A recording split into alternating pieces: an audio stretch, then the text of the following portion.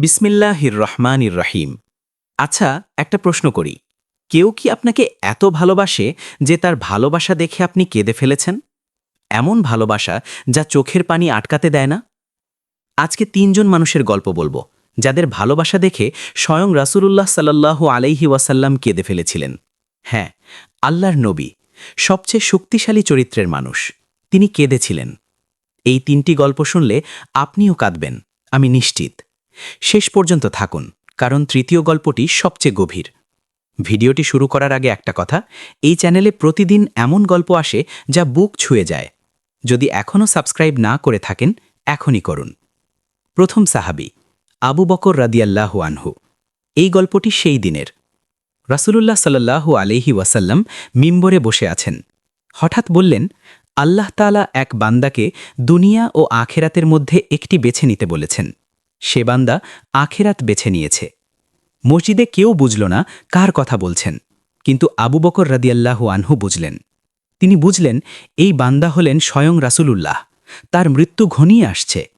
আবু বকর হু হু করে কেঁদে ফেললেন, বললেন, ইয়া রাসূলাল্লাহ, আমাদের মা বাবা আপনার জন্য কুরবান হোক।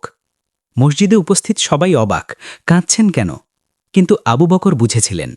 রাসূলুল্লাহ সেই কান্না দেখলেন এবং তার চোখেও পানি এলো।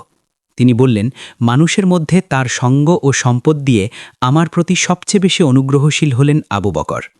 যদি আমি কাউকে খালিল বা অন্তরঙ্গ বন্ধু হিসেবে গ্রহণ করতাম, আবু বকরকেই করতাম। দ্বিতীয় সাহাবী আব্দুল্লাহ ইবনে মাসউদ রাদিয়াল্লাহু আনহু। এই গল্পটি একটু ভিন্ন। একদিন রাসূলুল্লাহ সাল্লাল্লাহু আলাইহি ওয়াসাল্লাম আব্দুল্লাহ ইবনে মাসউদকে বললেন, আমাকে কুরআন পড়ে শোনাও। আব্দুল্লাহ অবাক হলেন, বললেন, ইয়া রাসূলাল্লাহ, আপনার উপর কুরআন নাজিল হয়েছে আর আমি আপনাকে পড়ে শোনাব?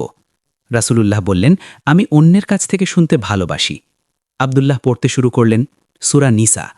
পড়তে পড়তে এলেন সেই আয়াতে, ফাকাইফা ইজা জিনা মিন কুল্লি উম্মাতিম বিশাহিবিন ওয়া জিনা বিকা আলা হাউলাই শাহিদা। অর্থ, তখন কেমন হবে যখন আমরা প্রতিটি উম্মত থেকে একজন সাক্ষী আনব আর তোমাকে আনব এদের উপর সাক্ষী হিসেবে।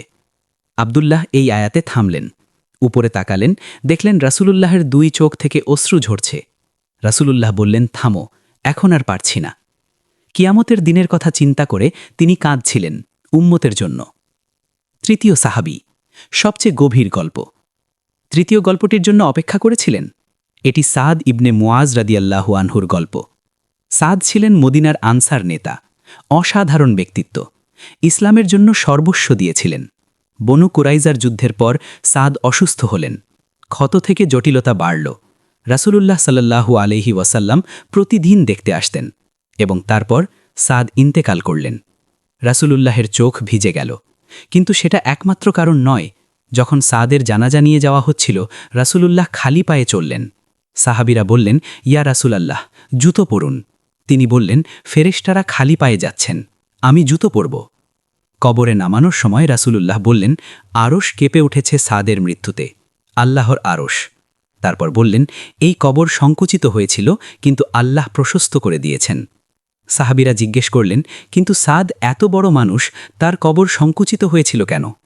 রাসূলুল্লাহ বললেন, সাদের মধ্যে কিছু অসাবধানতা ছিল, আল্লাহ মাফ করে দিয়েছেন। এই কথা বলতে বলতে রাসূলুল্লাহের কণ্ঠ ভারী হয়ে এলো, চোখে পানি। শেষ কথা, 3টি গল্প, 3টি কান্না। আবু বকরের ভালোবাসা, যিনি রাসূলুল্লাহের মৃত্যুর আভাস বুঝতে পেরে কেঁদেছিলেন। আব্দুল্লাহ ইবনে মাসউদের তেলাওয়াত, যা কিয়ামতের দৃশ্য সামনে এনে দিয়েছিল। সাদ ইবনে মুআজের বিদায়, যেখানে আরশও কাঁপে উঠেছিল। এই 3টি গল্পে একটাই বার্তা, ভালোবাসা যখন গভীর হয়, সে ভালোবাসা কান্না উৎপন্ন করে, এবং সেই কান্না দুর্বলতার প্রমাণ নয়, সেই কান্না হল সবচেয়ে গভীর শক্তির প্রমাণ। আল্লাহ আমাদের সবাইকে রাসূলুল্লাহের প্রকৃত ভালোবাসা দান করুন। আমিন।